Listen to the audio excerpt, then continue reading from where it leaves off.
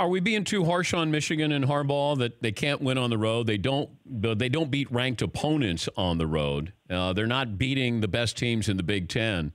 Or should we be taking the magnifying glass to Jim Harbaugh? Well, I think we should be, especially at this point, considering how long he's been there. But I still think you're asking a lot of any team. I don't care at what level.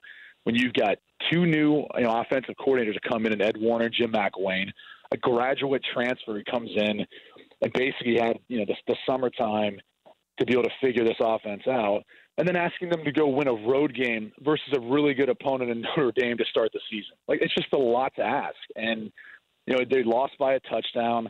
I think they'll get better as the season goes along. And they could still win the Big Ten. They could still go potentially to the college football playoff if indeed they do that. So, I know everyone's kind of saying the sky's falling there, but I don't think that's the case. It's too talented of a team. I think they'll eventually figure it out. You bring up a great point. You have new coordinators and offensive-minded people in there, and I had a college assistant coach tell me from a different school, too many cooks in there.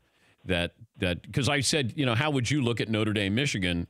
And he said, from afar, I would say too many cooks in there as far as trying to make the recipe on offense, and that's a recipe for disaster. Sometimes that can be the case, right? It's kind of like a two-quarterback system. I don't really know anyone who can make that work, and maybe that's the case, too, with play calling.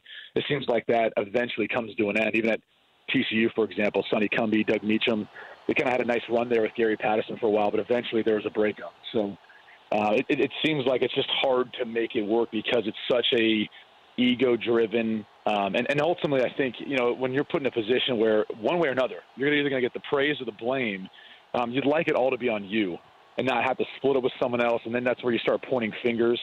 So I think that's the other reason why it really comes down to, always better really having one guy, one voice that's saying everything and calling the play and making the decision. For more Dan Patrick Show, tune to Audience Channel 239 on DirecTV or download the Dan Patrick Show app.